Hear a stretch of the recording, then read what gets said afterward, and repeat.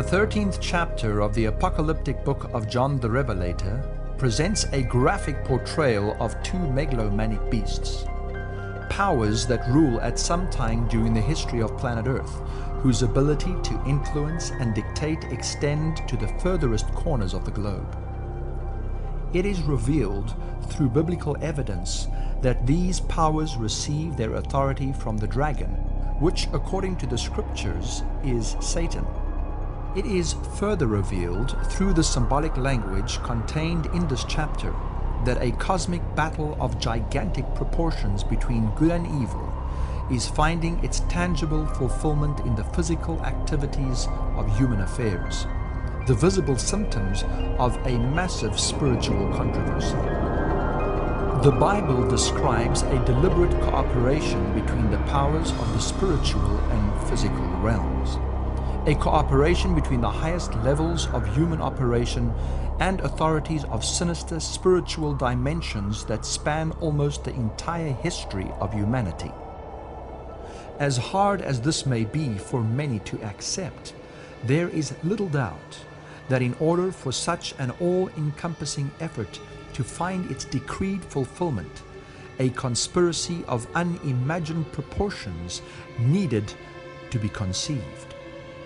Indeed, only as we embark on an in-depth exploration of history will we be able to reveal the specific identity of the powers, human and otherwise, that are hidden in the cryptic descriptions of prophetic symbolism. In light of these considerations and current events, what you are about to witness could very well be one of the most significant and timely exposés of recent times.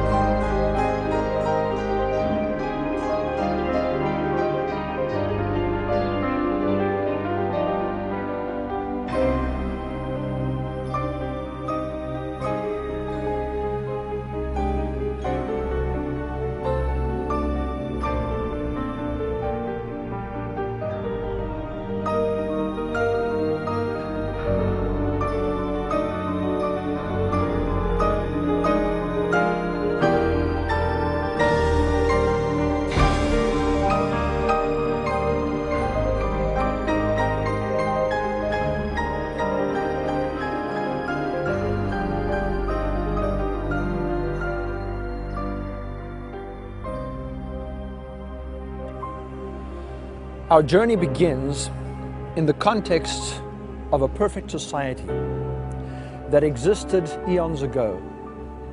A society whose laws of coexistence were based on the perfect principles of love for their fellow beings and love for God who created them. In this perfect society, where God gave every being the freedom to choose whether they would remain loyal to Him and His government or not, Lucifer, an angel of supreme authority and power, began to question the fairness of the government of God and aspired to put himself in the place of God. The war that followed this rebellion against the laws of God, resulting in the expulsion of Lucifer from heaven, along with a third of the angels that chose to side with him, ultimately shifted the focus of the battle to the human inhabitants of a newly created planet called Earth. Lucifer's strategy of destruction and revenge was comprehensive and multifaceted in its dimensions. But at the core of his plan was the desire to usurp the worship that belonged to God alone and direct it toward himself.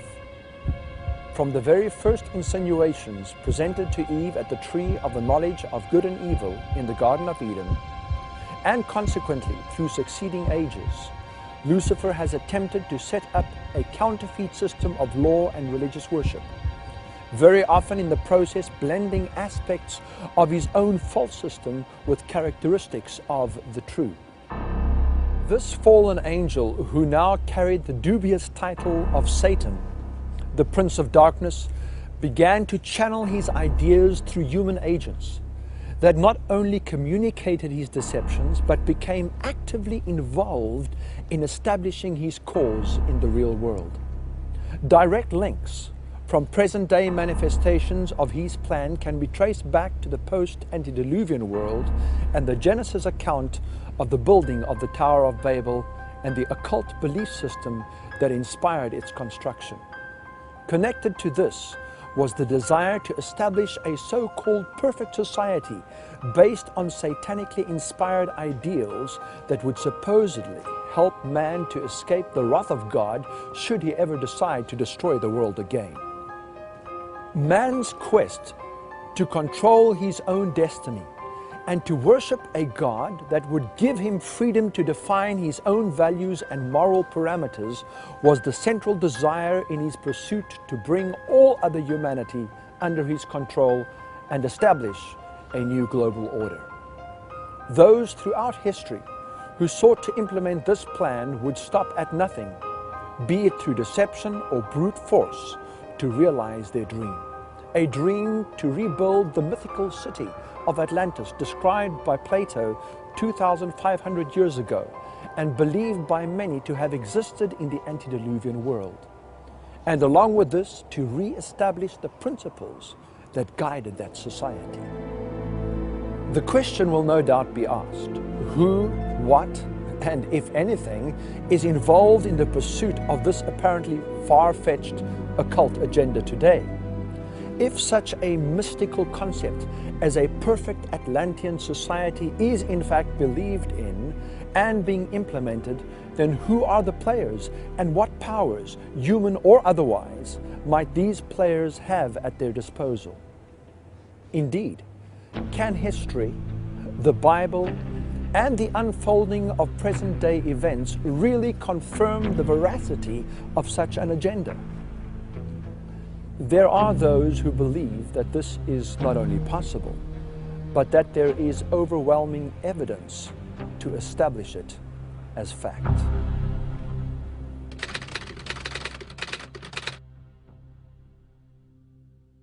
"400 years ago, Bacon, like many of his contemporaries, believed that Atlantis was America itself."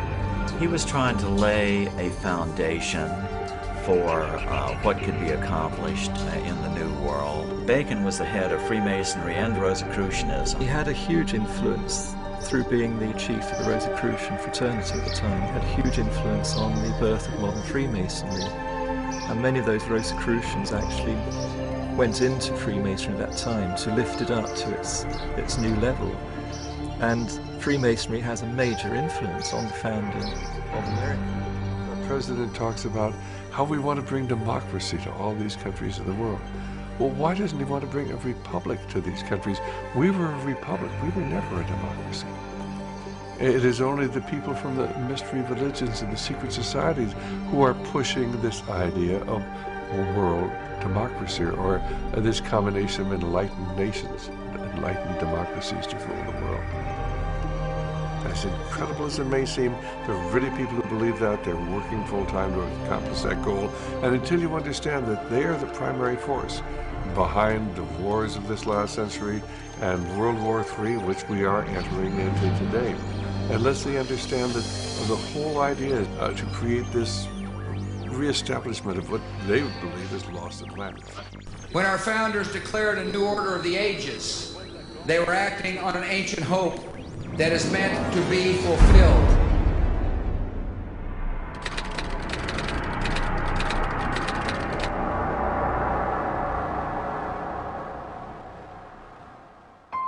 Various evidences may undoubtedly point to America as being the nation to fulfill the Luciferian dream of a new Atlantis. But what sinister mechanisms have moved over centuries of time to push this nation in the direction of fulfilling this calling? It is not a simple task to discover all the players that make up the complicated web of secret societies and their connected organizations. Many researchers focus on one or two aspects, but hardly ever connect all the dots so as to bring one to a view of the power that controls and negotiates the course that all of its subservient bodies pursue. It is only as one goes back to the ancient revelations that God gave to his prophets that you can effectively begin to see the complete picture unfold. Many believe that the primary key to unlocking and understanding the prophetic code of Scripture is to be found in Daniel's record of King Nebuchadnezzar's dream in Daniel chapter 2. Daniel chapter 2 is quite an amazing prophecy. In fact, it is a prophecy that lasts 2,500 years. It begins with the head of gold, which represents Babylon. Then it follows to the silver arms and chest that represents Medo-Persia. And then from Medo-Persia, it extends down to the Grecian Empire, the bronze belly and thighs. And then finally, the legs are completely of iron, representing the Roman Empire. And then the feet represent the division of the Roman Empire into 10 parts in 476 AD. So in that prophecy, it consists the history from all the way from Babylon, all the way up to the very end of time. And in the prophecy ends when the rock strikes the image and destroys it, which represents the second coming of Christ. In Daniel, we have a key to the book of Revelation. In fact, the two books, Daniel and Revelation, go hand in hand. The symbolism that we find in the book of Revelation is actually borrowed from the whole of the Bible, but the images are borrowed from the book of Daniel specifically. Jesus says in Matthew 24, when he was questioned about the signs of the end, that we should study the book of Daniel. The belief is that when one discovers the keys to unlock the symbolic language of Bible prophecy and builds upon this vision, you are able to, far more effectively, interpret the subsequent prophecies found in Daniel 7, 8, 9, and onwards. Indeed, in light of these prophecies and the record of history and present events, Revelation chapter 13, with its description of two powerful beasts, practically becomes an open book. It is thus expedient, in order to accurately expose these baleful powers that have been attempting to manipulate the course of human history, to take a more comprehensive journey into the ancient writings of biblical prophecy. We have to use biblical criteria in order to deal with biblical things. So I've put together a little dictionary here of prophetic terms where they are defined in the Bible, and we have to use the Bible definitions. A trumpet or a wind are symbols of war in the Bible. Water or sea in the Bible represents nations when it's in a prophetic sense. The waters you saw are peoples and nations and multitudes and kings. Revelation 17 verse 5. And a beast in the Bible, in a prophetic sense, is a kingdom. Daniel chapter 7 verse 17 says, and the beasts which you saw are kingdoms or kings. And a king stands for a kingdom. A horn in the Bible also represents a king or a kingdom. So out of a kingdom can arise a number of horns. That means the kingdom will disintegrate and many kingdoms will arise out of that kingdom. Daniel chapter 7 is a classic example of how God many times teaches in His Word. He will say something once, and then He will enlarge upon it, the repeat enlarge principle as it's called in the Bible. And we see the exact same order as we find in Daniel 2. For example, the first beast of Daniel 7, which is the lion with eagle's wings, represents Babylon. And then as you go to the next beast, which would be the bear, with 3 ribs in its mouth raised up on one side, it would represent Medo-Persia. And then the third beast is the leopard with 4 wings, representing the swiftness and speed in which the Grecian Empire came to power under the auspices of Alexander the Great. And then the fourth world ruling empire we find is a beast that's hard to describe. It has 10 horns. It looks very hideous from what the Bible says in Daniel 7. But the interesting thing is that the teeth are made of iron, so it represents the Roman Empire. And then After that, we have another new facet of information, that a little horn comes up on the fourth beast, which is Rome. It has Roman roots, it comes out of Rome, so it could not have come up per se in North America, it could not have come up in the Middle East, but it must be a Roman Empire. It must come up from Europe, and the roots are definitely Roman. Out of the ruins of the Roman Empire, there gradually arose a new order of states whose central point was the papal see. Therefore, inevitably resulted a position not only new, but very different from the former. The Church and Churches, page 42 and 43. This is a Roman Catholic source, saying that here was a different situation. Historian Thomas Hobbes says, if a man consider the origin of the great ecclesiastical dominion, he will easily perceive that the papacy is none other than the ghost of the deceased Roman Empire sitting crowned upon the grave thereof. Okay, so Rome is not really gone. It's called the Roman Catholic Church. The Most Holy Councils, volume 13, Rome says, we define that the Holy Apostolic See and the Roman Pontiff holds the primacy over how much of the world? The whole world. That's interesting. The Vicar of the Incarnate Son of God, anointed High Priest and Supreme Temporal Ruler, the Pope sat in his tribunal impartially to judge between nation and nation, people and prince, sovereign and subject. Henry Condell Manning, temporal power of the Vicar of Jesus Christ. So did they say that they were in control of all the other kingdoms? Yes or no? Yes, they claim so themselves. So there are two biblical definitions of blasphemy. The one is if you say that you are God, and the other one is if you say that you can forgive sins.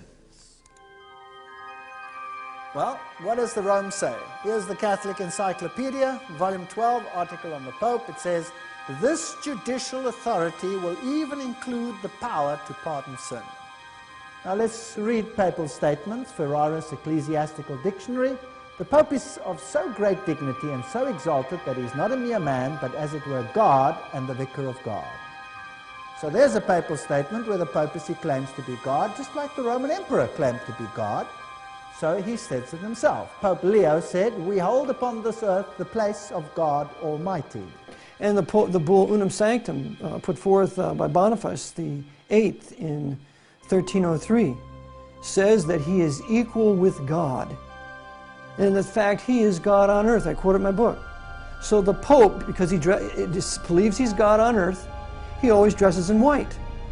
And that's why every political visitor to the Pope always dresses in black.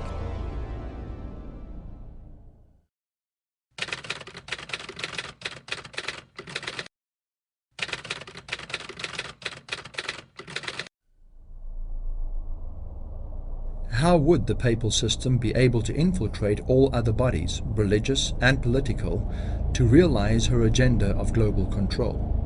In this case, one does not have to look too far to begin to expose the methods and mechanisms by which she would accomplish this task. So we have this great Hegelian dialectic going on since 1536. When the Jesuit order was founded by Ignatius Loyola, when it was authorized by Pope Paul III in 1514, when it was brought into the papacy, and now we have this war of the Reformation and Reformed countries, including the Bible, which is the foundation for all Reformed countries, warring against the Counter-Reformation, Ignatius Loyola and his Council of Trent, and his hatred for the Bible and getting it out of the hands of the people. The Jesuits had really assumed universal political power by 1750. And the huge fortune that the order was amassing was then used to finance things like the 30 Years' War, to wipe out the Protestants of Europe. And so the Jesuits had this huge, tremendous financial power.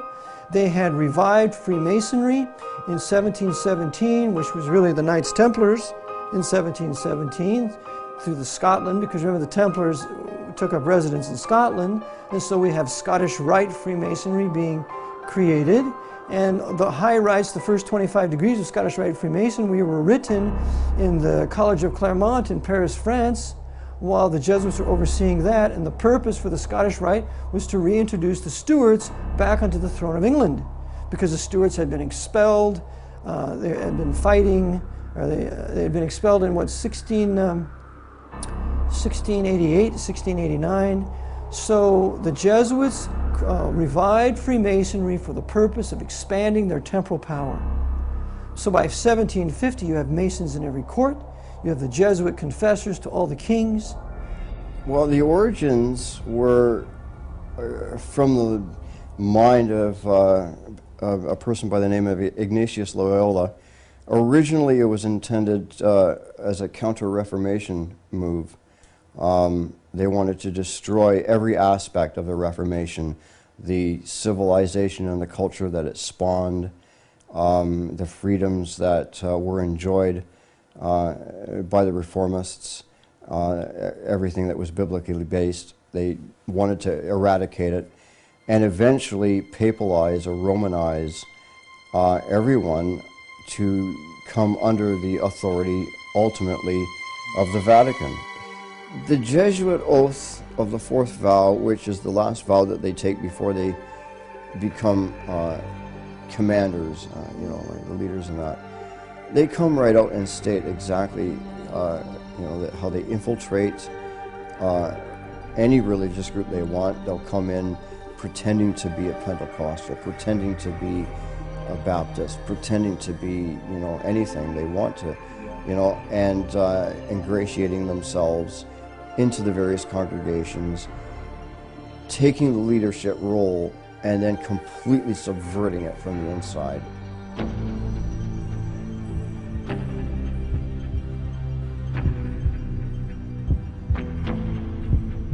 I now, in the presence of a mighty God and you, my ghostly Father, the Superior General of the Society of Jesus, founded by St. Ignatius Loyola, do by the womb of the Virgin and the matrix of God and the rod of Jesus Christ, declare and swear that His Holiness the Pope is Christ's Vice-Regent and is the true and only head of the Catholic or Universal Church throughout the earth.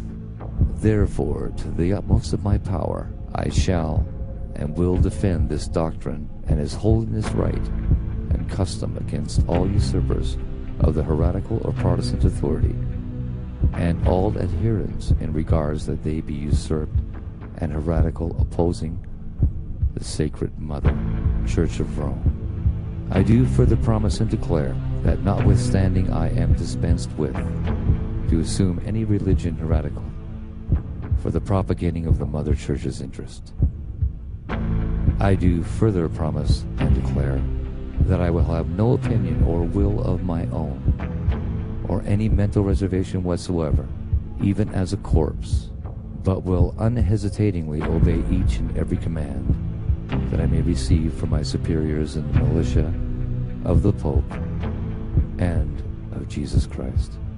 I furthermore promise and declare that I will wage relentless war, secretly or openly, against all heretics, Protestants, and liberals, to extirpate and exterminate them from the face of the whole earth, and that I will hang, burn, waste, boil, and flay, and strangle and bury alive these infamous heretics, rip up the stomachs of the wombs of their women, and crush their infant heads against the walls, in order to annihilate forever their execrable race.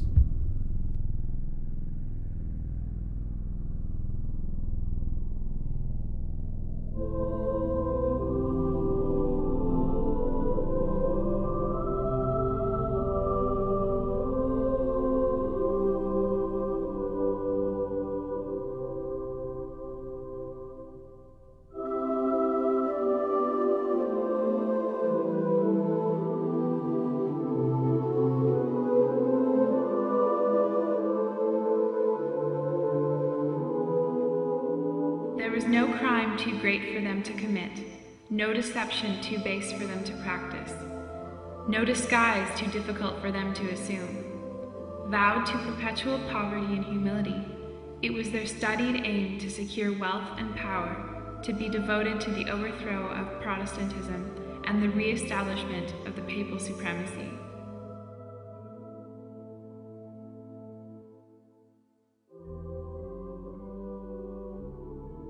Every cardinal, archbishop, and bishop in the Catholic Church takes an oath of allegiance to the Pope, in which occur the following words: heretics, schismatics, and rebels to our said Lord, the Pope, or his aforesaid successors, I will to my utmost persecute and oppose.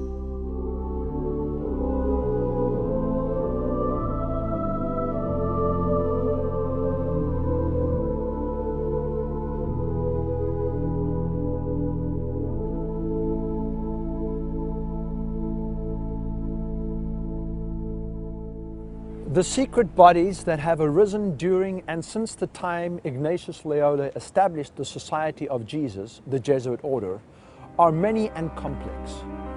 The secret societies such as the Freemasons, Illuminati Jacobins, the Rosicrucians, and the notorious Skull and Bones, numerous though they may be, it is the educated belief of many that these organizations are but the servants of the Jesuit order, and thus naturally, knowingly or unknowingly, the vassals of Papal Rome. The connection between the secret societies and clubs has been well established by many leading researchers. Now, Gary H. Carr, in his work En route to global occupation, puts it this way. He says there were the ancient mystery religions which come from Babylon, and they were pantheistic, of course, which means God is in nature, God is in everything, which in effect makes us God then too. This was inculcated in Kabbalism, was taken over in the Christian era in what is called Gnosticism, and the Knights Templars were the inner secret core that had the ancient knowledge of the mystics. This was carried further through Rosicrucianism, Freemasonry, and the Illuminati, which, according to Gary Carr, controls Marxism, American European secret societies and political societies, international banking, and the World Council of Churches. Now, the Templars, they had their secret inner information inculcated in the Rosicrucians and the Jesuits. The Jesuits, again, formed and created Freemasonry. And Freemasonry was created as the Protestant arm of the Roman Catholic Church. Unbeknown to them, beguiled, fooled, if you like, into doing the work that Rome wanted them to do, so that Rome could sit in the background while Freemasonry did it for them. Louis XV said to Jesuit General Lorenzo Ricci, he said, please let the Jesuit order change some way. And Lorenzo Ricci said, let them be as they are, or else not be. So the Jesuits never changed. So what did they do? They went underground, and they started a series of networks. And one of those networks was the Bavarian Illuminati, because Bavaria was the strongest Jesuit stronghold north of the Alps, which throws light on who really started the Nazi war machine out of Bavaria. So the Jesuits start the Illuminati with Adam Weishaupt out of Bavaria, and they then import the French Revolution into France because the Jesuits were protected during their suppression by the Lutheran, or Frederick the Great, and by the Russian Catherine the Great. So the Jesuits are protected by a Russian monarch and by a German monarch, a Lutheran monarch, which Frederick should have never done. But you see, Frederick was the head of all Freemasonry on the continent.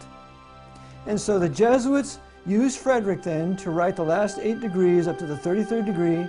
Frederick starts the Council of the 33rd degree, and then it was the work of Frederick and the Jesuits who ultimately they imported the French Revolution into France through the Grand Orient Lodge. Because now we have what's called Illuminized Freemasonry.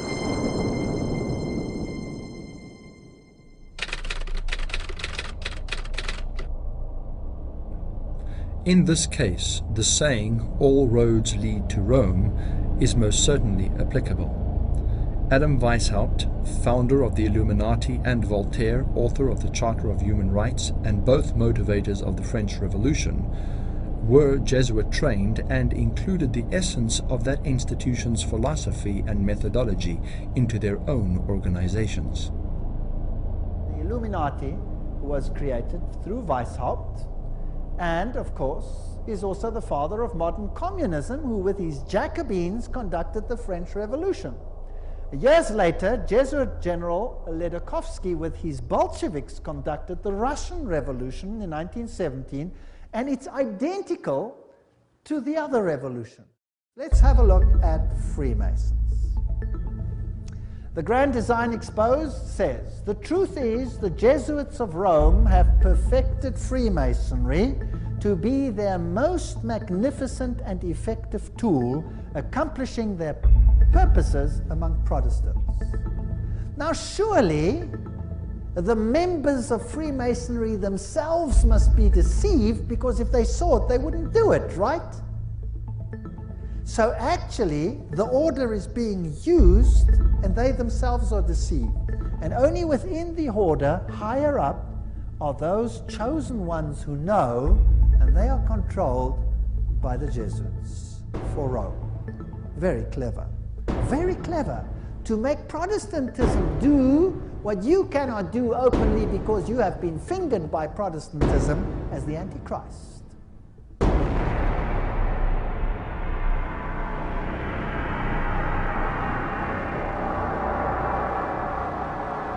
Based on these evidences, the religio-political claims of the papal system and the prophetic time frames given for her rule, many modern-day biblical scholars and researchers into secret subversive organizations have concluded that no other institution other than Rome can fit the prophetic profile. Added to these evidences is the testimony of the Protestant reformers, who clearly, through their own studies of Daniel and Revelation, saw Rome as the Antichrist power described in Bible prophecy.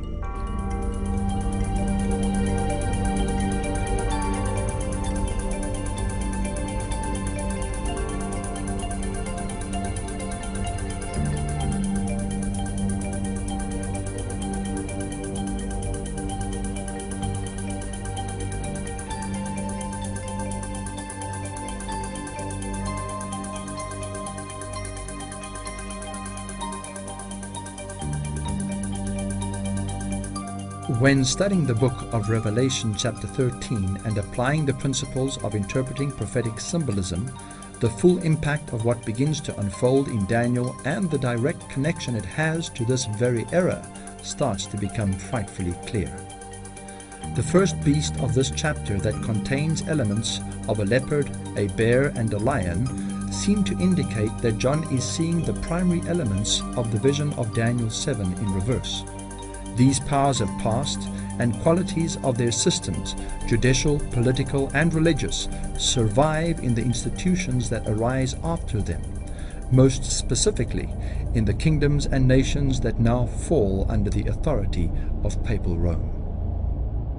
So this is a conglomerate beast having components, philosophies if you like, of Medo-Persia, Greece, Rome, and Babylon. And it speaks with the mouth of a lion. In Daniel 7, we have all of these beasts described in detail. And then when we come to the book of Revelation, verses 1 and 2, it describes an amalgamation of all the beasts in Daniel 7 put together. And the Bible student would recognize when they come to Revelation 13 that this is taken word for word from Daniel as far as the beast combining.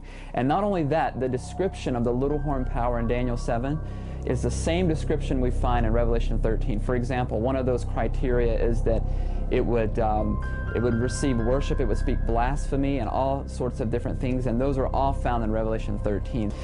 In Daniel chapter 7 and in Revelation 13, we see the same time period emphasized. The 1,260 days. It's described 7 times in the Bible in many different ways. Time times half a time, 42 months. And we see this exact same time period mentioned in Revelation 13, which describes how long the papal supremacy would be in power, from 538, just the decree of Justinian to 1798, when the papacy was dissolved of its political power, when Berthier marched into Rome and took the Pope captive. So we find all of those clues right there in both of the chapters, Daniel 7 and Revelation 13. Labanca, professor of history at the University of Rome, says, to the succession of the Caesars came the succession of the pontiffs in Rome. Stanley's history says the popes filled the place of the vacant emperor at Rome, inheriting their power, prestige, titles from paganism. Constantine left all to the Bishop of Rome, which is not true, but nevertheless, the papacy is about but the ghost of the deceased Roman Empire sitting crowned upon its grave. So the legally recognized supremacy of the Pope began in 538 AD and then went into effect the emperor's decree, as I have said, where he was the corrector of heretics. So Rome today still claims to be the sole one who can determine what you should believe, because the papacy claims infallibility. He even has the title Pontifex Maximus, which belonged to the Roman emperor. So in effect, the Pope is the emperor of Rome today. I saw one of his heads, as it were, wounded to death. So there is a mortal wound. And his deadly wound was healed, and some in the world wondered after the beast. Oh no, it doesn't say that. It says, all the world wondered after the beast.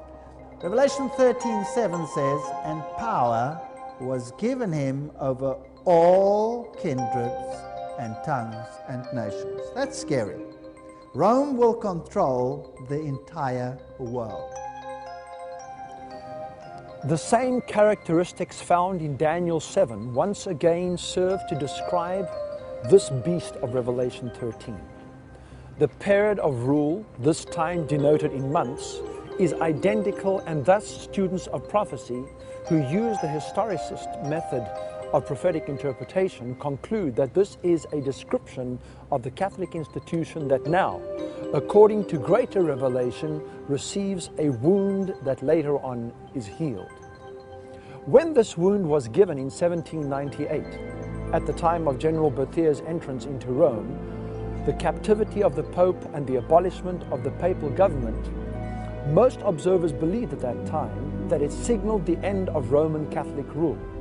But in 1929, Mussolini and Gaspari signed an historic pact that once again returned to papal Rome her sovereign nation status. The implications of these events and the prophetic revelations of chapter 13 are hard to avoid. Not only does papal Rome rule for the 1,260 42-month period, but its authority is once again revived, not only through the actions of Mussolini and Gaspari in 1929, but through the help of another beast, a power that arises out of the earth and causes the whole earth to follow Rome in her new revived form. Many believe that the identity of this second beast can only be applied to the United States of America, the new Atlantis of the mystics that would bring about the final realization of a new world order. Revelation chapter 13 verse 11 states, and I saw another beast coming up out of the earth, and it had two horns like that of a lamb, and he spoke like a dragon.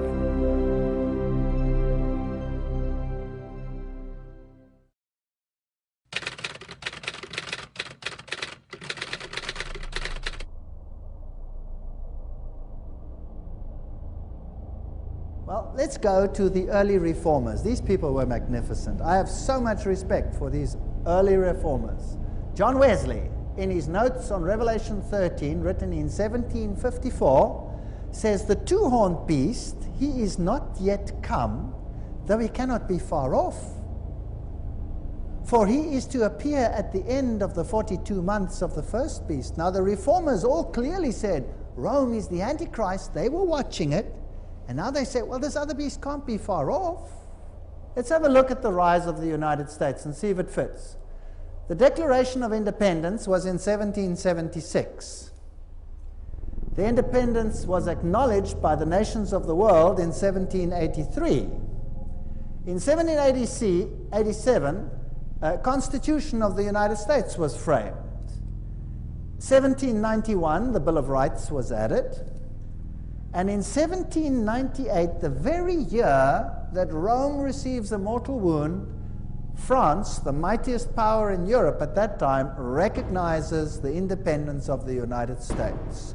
So the same nation that gives the papacy a mortal wound, in the same year recognizes the United States. America was founded as a Christian nation, but it was also founded as an occult nation. And there have always been two parallel forces here in America. One the Christian, one the occult, dating back into the 1600s. And until you understand that, you can't understand anything going on in the world today.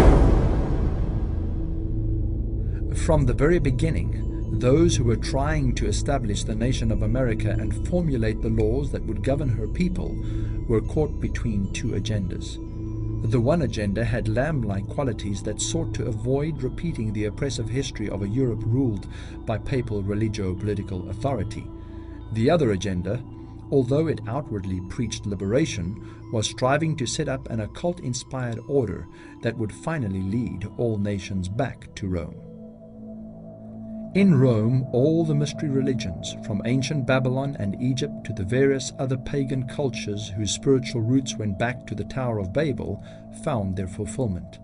In her and under her supervision, and only under these circumstances, would man be able to experience 1,000 years of peace, the fulfillment of the Aquarian dream and its new Atlantean society.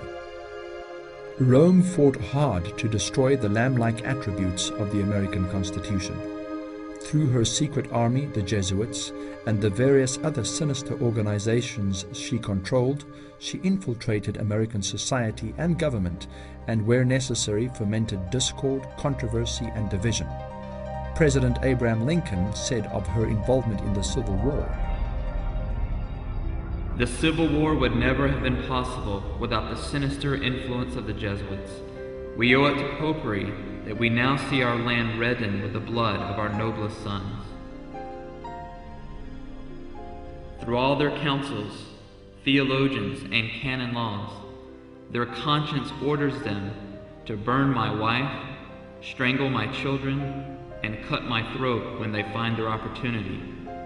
Sooner or later, the light of common sense will make it clear to everyone that no liberty of conscience can be granted to men who are sworn to obey a pope who pretends to have the right to put to death those who differ from him in religion." Rome held the American Constitution, its separation of church and state, and the privilege of people to enjoy freedom of religion in contempt.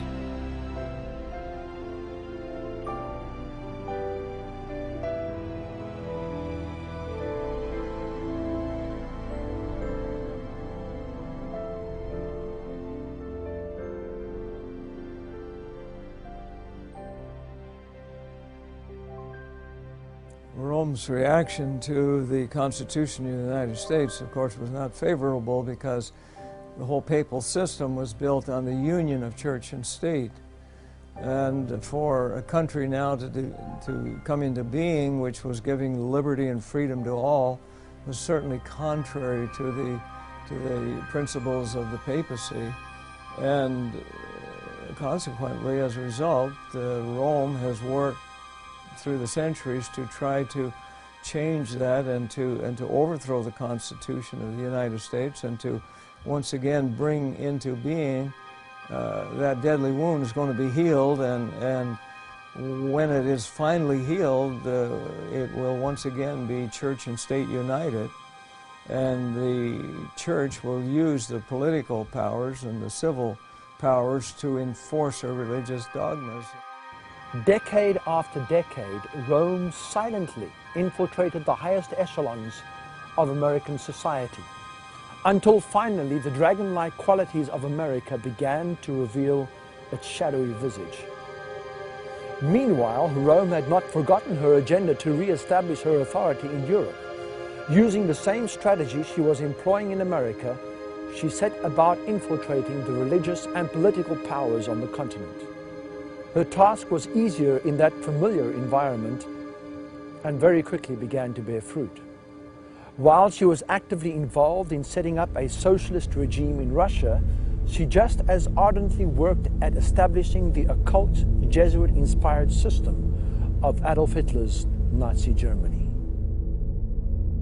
And according to the Jesuits, their own house organ, La Civiltà Cattolica, they say fascism is the form of government that comports most with the Roman Catholic Church.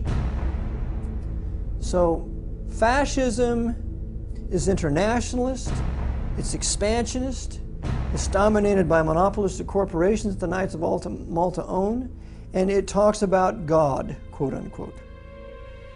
Communism, on the other hand, is internationalist, it's expansionist, it's oppressive, it has concentration camps just like the fascists, except it denies the existence of God.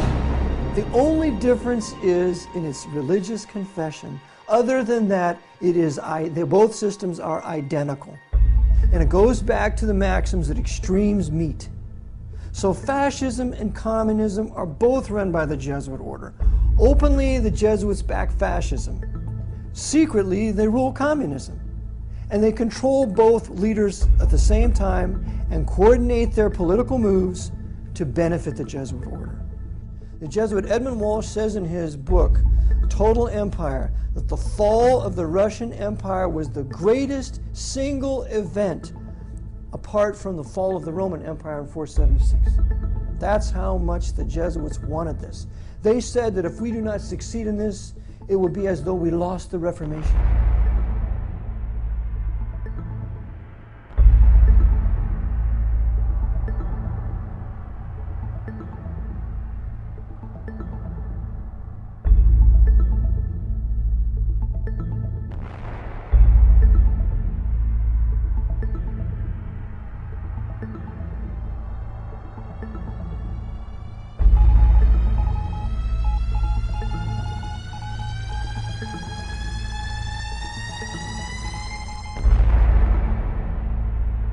World War II was an opportunity that Rome could not afford to bypass. While she secretly supported Hitler, she was also actively involved in trying to establish herself in Croatia.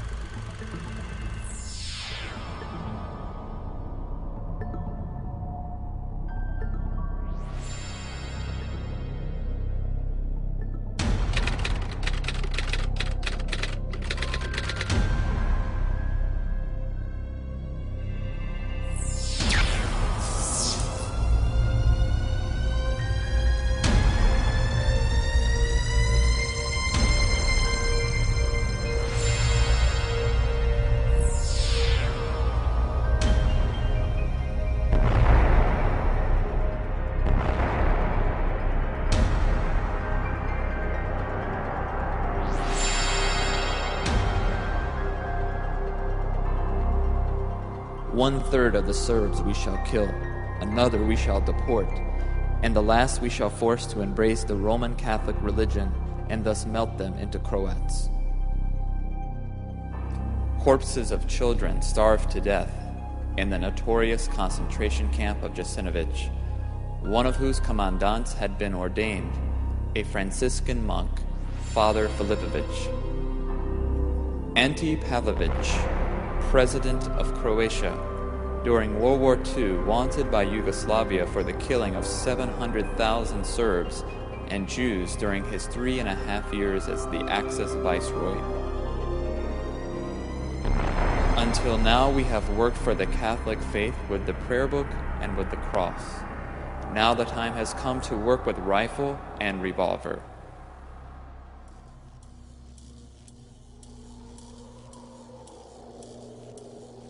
When asked if she could explain why the Catholic atrocities of the war were not as well known as those of the Nazi ones, she responded, "Nazi Germany is no more. The Catholic Church is still here with us, more powerful than ever, with her own press and the world press at her bidding. Anything published about the atrocities in the future will not be believed."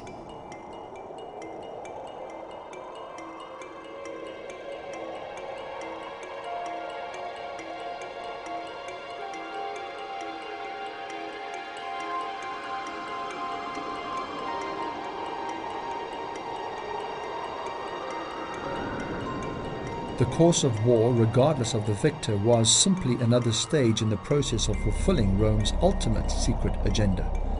The world wars had long been part of the layered strategy formulated within the silent confines of Jesuit-controlled secret societies. Albert Pike and Mazzini were used by the Jesuits then to design 3 world wars to restore the Pope's universal power in the earth. And some people deny the existence of that letter. And we have to remember that that letter was on display at the British Museum for many years until somehow, some way, it just disappeared. So indeed they did design 3 world wars, and those wars were calculated to do that in the end, make the Pope the universal monarch of the world.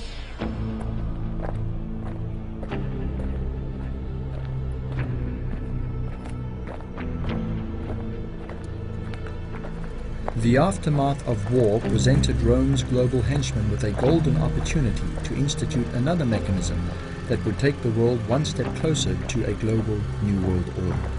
Spiritualists such as Theosophy's New Age prophetess Alice Bailey and world thought leaders such as Robert Muller, Teilhard de Chardin, Arthur Balfour and Hess had long predicted the coming of an age of global peace that would prepare the way for the coming of the New Age Christ. The establishment of the United Nations was immediately recognized as the tool for accomplishing this end.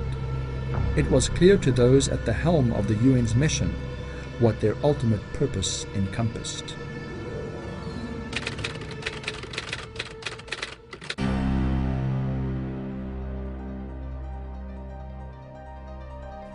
Now this is a very interesting man, Robert Muller. He's the former Assistant Secretary General to the United Nations, but he is today the mover in the spiritual field within the United Nations. He's also called the Prophet of Hope of the United Nations. He wrote, "We must move as quickly as possible to a one-world government, a one-world religion, under a one-world leader." The leading influence on their spiritual awakening was again Pierre Teilhard de Chardin. You remember who he was? Jesuit priest. See, they have Catholicism, the Jesuits, the top movers in the United Nations. Now, what did Robert Muller, the former Assistant Secretary General, have to say? He wrote, "Teilhard de Chardin had always viewed the United Nations as the progressive institutional embodiment of his philosophy." Teilhard wrote, "Although the form is not yet discernible, mankind tomorrow will awaken to a pan-organized world." And Robert Muller writes, "Any Teilhardian will recognize in this the spiritual transcendence which he announced so emphatically as the next step in our evolution. A general convergence of religions upon a universal Christ who satisfied them all." That's what Teilhard de Chardin said, Christianity and evolution. This is his quote. His quote. So a convergence of religion that satisfies them all. And he saw the United Nations as the embodiment of this philosophy. That seems to me the only possible conversion of the world and the only form in which a religion of the future can be conceived. Robert Muller writes in World Core Curriculum the following. Now this is stunning. "The underlying philosophy upon which the Robert Muller School," now what is the Robert Muller School? We'll have to come to that. Robert Muller School is the education program for the entire world as will be enforced by the United Nations. That's scary. Let's read on. "The underlying philosophy upon which the Robert Muller School is based will be found in the teachings set forth in the books of Alice A. Bailey." Hello?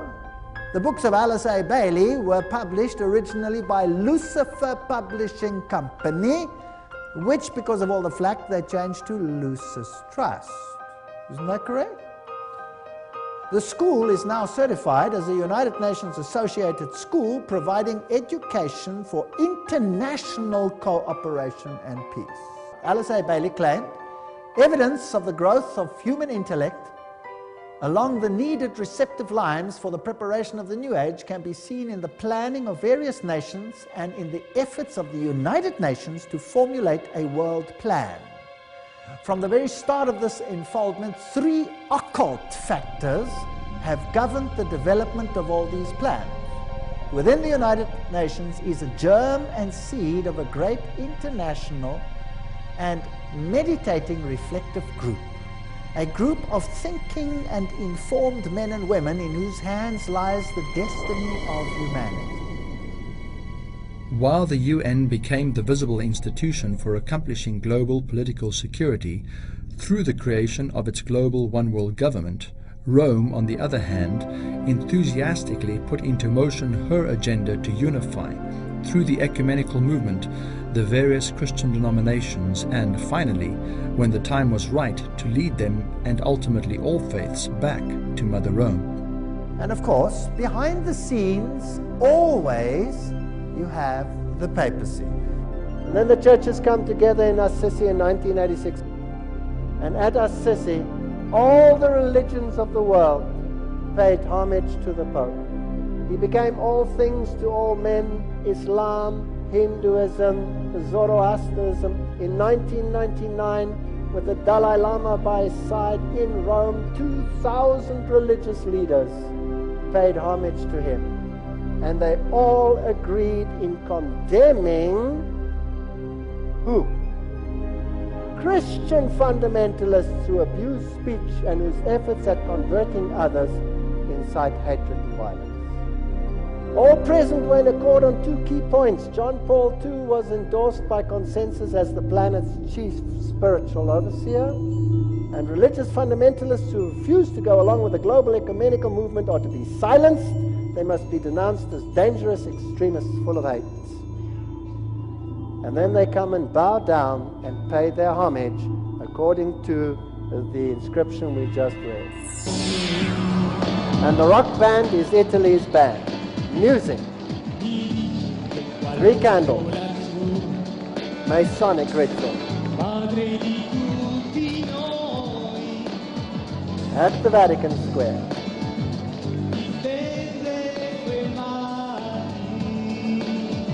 Dalai Lama, the Orthodox, the Muslims, the Eastern religions, sun worship, Zoroastrianism, all of them bowed down to him.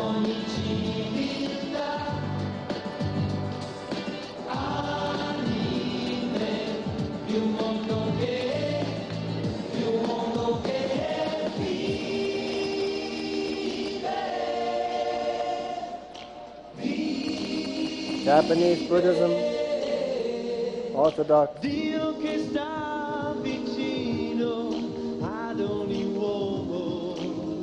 When they do something, they do it well.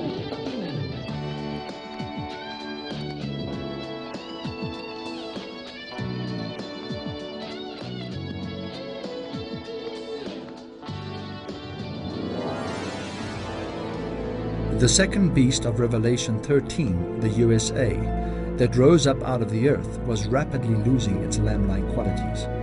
A Protestant nation that had established itself on principles of religious freedom and justice for all was now reaching its hand across the Atlantic to grasp the hand of Rome. That which would have been unthinkable to America's founding fathers was now becoming a reality.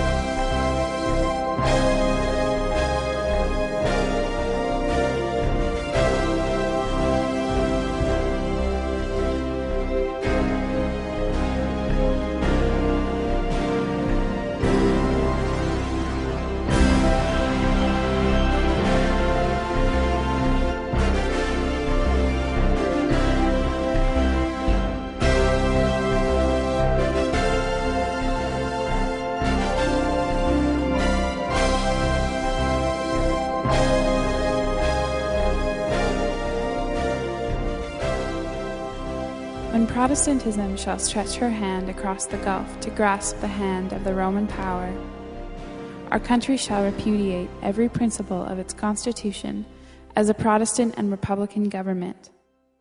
Then we may know that the end is near. When the United States rules the world, the Catholic Church will rule the world. Archbishop Quigley, 1903. There's that book, Justin Fulton, that great author, right? Washington in the Lap of Rome. It was written about 1888. Washington in the Lap of Rome, written by this great preacher, Justin Fulton. And it shows how he calls it Rome and the Potomac, completely controlled by the Archbishop of Baltimore. There was a secret wire between Baltimore and the White House telling the president what to do, at least since the days of Grover Cleveland. Ronald Reagan was the one who started off making a deal which started to contravene the Constitution of the United States. Harry Truman tried to do that in 1951. He got such a blast, even from the pulpit by his own minister, when he wanted to recognize the Vatican, that he dropped it. But Ronald Reagan, no problem, he just did it. One of the earliest goals as president, Reagan says, was to recognize the Vatican as a state and to make them an ally. That's contrary to the American Constitution. So by 1987, Pope John Paul visits the United States. President Reagan meets him and he says, "As you exhort us, we will listen." This is not separation of church and state.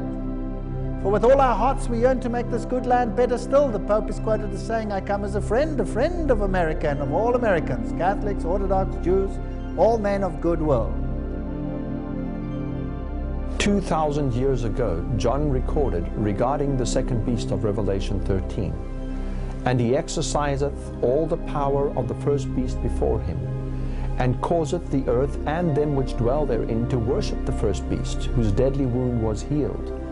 And he doeth great wonders, so that he maketh fire come down from heaven on earth in the sight of men, and he deceiveth them that dwell on the earth by the means of those miracles which he had power to do in the sight of the beast, saying to them that they should make an image to the beast, which had the wound by the sword and did live."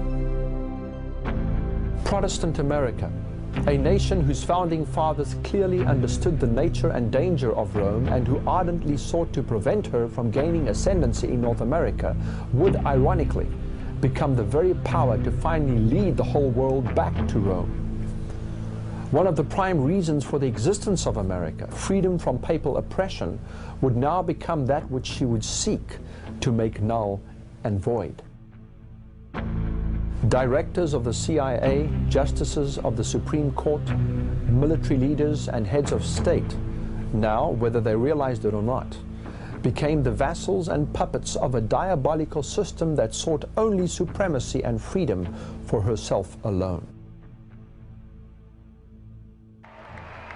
2,400 of his faithful here to welcome him. He's waving to the crowd.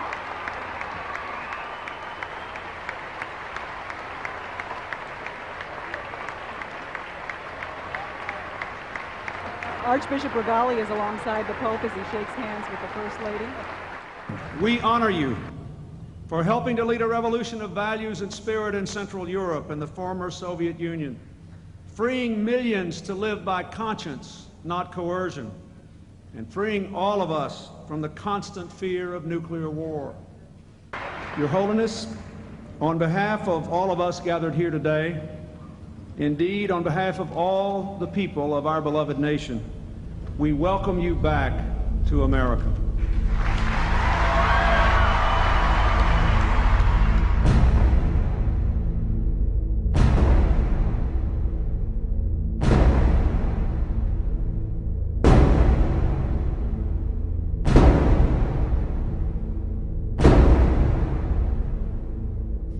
The people of the United States have been a favored people, but when they restrict religious liberty, surrender Protestantism, and give countenance to popery, the measure of their guilt will be full. National apostasy will be registered in the books of heaven. The result of this apostasy will be national ruin.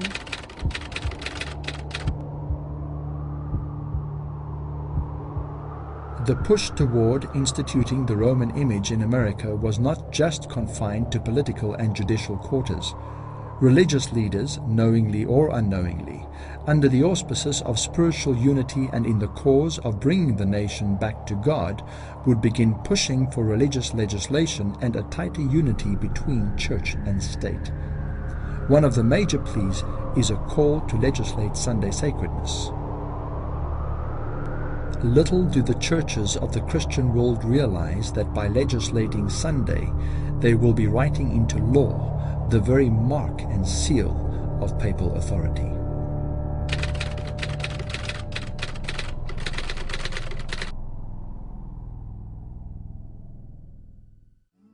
It's very fascinating what the Roman Catholic Church has to say today on this issue. Most Christians, it comes straight from them, not from me. I didn't make this up. Most Christians assume that Sunday is the biblically approved day of worship. The Roman Catholic Church protests that it transferred Christian worship from the biblical Sabbath, Saturday, to Sunday, and that to try to argue that the change was made in the Bible is both dishonest and a denial of Catholic authority. If Protestantism wants to base its teachings only on the Bible, it should worship on Saturday. It was upon this very point that the Reformation was condemned by the Council of Trent. Wow! Did you know that the whole Reformation failed at the Council of Trent because of the Sabbath issue? The Protestants claim to stand upon the written word only. They profess to hold the Scripture alone as the standard of faith. They justify their revolt by the plea that the Church has apostatized from the written word and follows tradition. Now, the Protestants claim that they stand upon the written word only is not true. The profession of holding Scripture alone as the standard of faith is false. Proof. The written word explicitly adjoins the observance of the seventh day as the Sabbath. They do not observe the seventh day, but reject it. That was his argument. If they truly hold to the Scriptures alone as their standard, they would be observing the seventh day, as enjoined by the Scriptures. Yet they not only reject the observance of the Sabbath enjoined in the written word, but they have adopted and do practice the observance of Sunday, which they have only tradition of the Church. Consequently, the claim of Scripture alone as the standard fails, and the doctrine of Scripture and tradition as essential is fully established, the Protestants themselves being judged. Rome boasts about the fact that she has changed Sabbath into Sunday, and she even goes so far as to say that the fact that she's done that is a mark of her ecclesiastical authority in religious matters. She doesn't try to hide it. In fact, she boasts about the fact that she did it, and that is her mark of ecclesiastical authority. And when we think of that mark and realizing that the beast, which is a symbol referring to the papal system,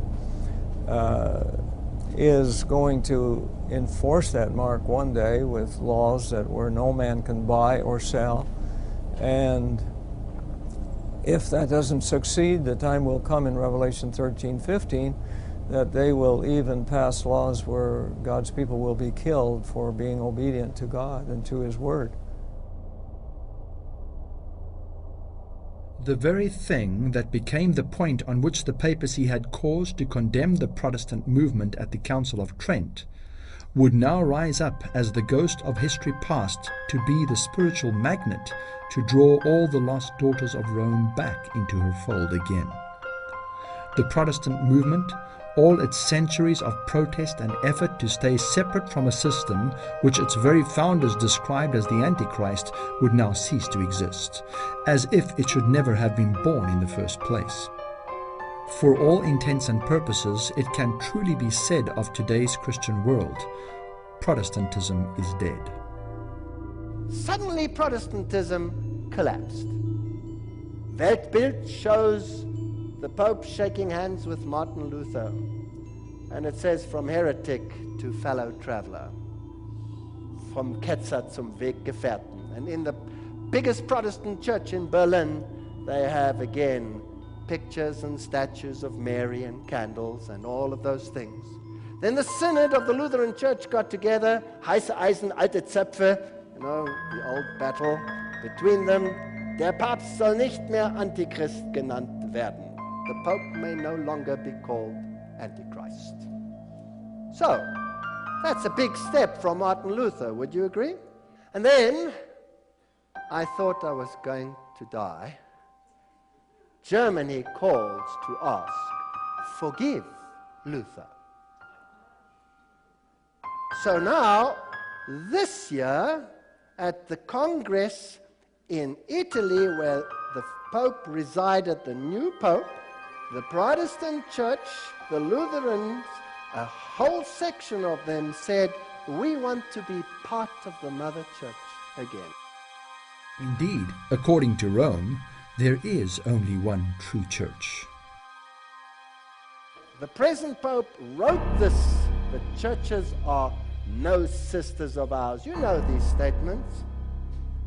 It must always be clear that the one holy Catholic and Apostolic Universal Church is not the sister but the mother of all the churches. That was Cardinal Ratzinger, the present Pope Benedict. Some have come to the conclusion that Rome has changed, that she has repented of her bloody megalomaniac past. But these evidences revealed in the very current acts and views of this system should send a clear signal to the world that Rome never changes. The warnings of Revelation chapter 13 should rekindle the fires of Bible-believing Protestantism in the hearts and minds of all who value freedom of religion and would rather choose to bear the mark of God's authority than to carry the mark of the Roman curse. In chapter 13, verses 16 to 17, these words are spoken with regard to the role and consequences of America bringing all nations back to Rome. And he causeth all, both small and great, rich and poor, free and bond, to receive a mark in their right hand or in their foreheads, and that no man might buy or sell, save he that had the mark or the name of the beast or the number of his name. The final identifying qualification of the Roman power is given in the closing verse of Revelation chapter 13. Here is wisdom. Let him that hath understanding count the number of the beast, for it is the number of a man, and his number is 666.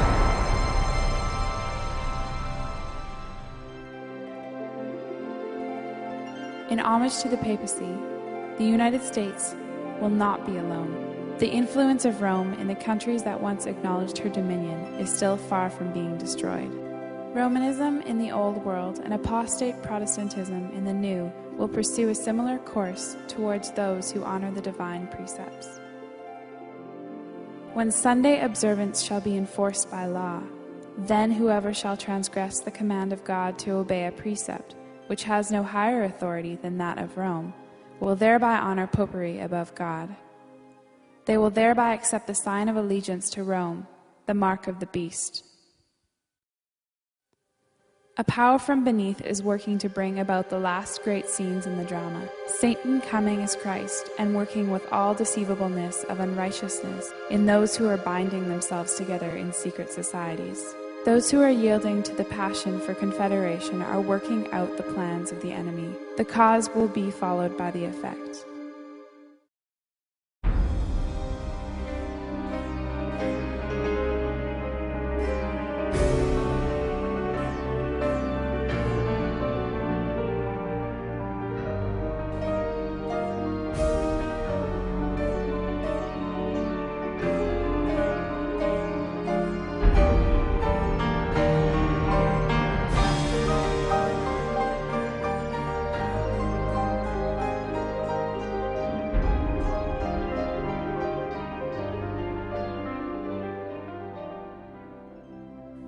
While many leaders are active agents of Satan, God also has his agents among the leading men of the nation. When the final warning shall be given, it will arrest the attention of these leading men through whom the Lord is now working, and some of them will accept it. It is not without reason that God has given us the prophecies of Scripture. They are not a closed book that God has forbidden man to try to understand, The very third verse in the opening chapter of Revelation reads, "Blessed is he that reads, and they that hear the words of this prophecy, and keep those things which are written therein, for the time is at hand." It is truer now than when that statement was spoken by Christ to John 2,000 years ago. The history of this world, as presented in the prophetic image of Daniel chapter 2, reveals that we are living in the very tips of the toes of the kingdoms represented by iron and clay. The stone kingdom of Christ, birthed without human interference, is about to descend from the heavens to re-establish the glorious eternal government of God, to obliterate forever the powers of darkness and the works of iniquity. Which kingdom will you be subject to? Whose mark of authority will be inscribed in the recesses of your brain and manifest in the action of your hands? How long, asked Elijah all those thousands of years ago on Mount Carmel, in the presence of all of Israel, the prophets of Baal, and King Ahab? How long, he asked, halt ye between two opinions? If the Lord be God, follow him. But if Baal, then follow him.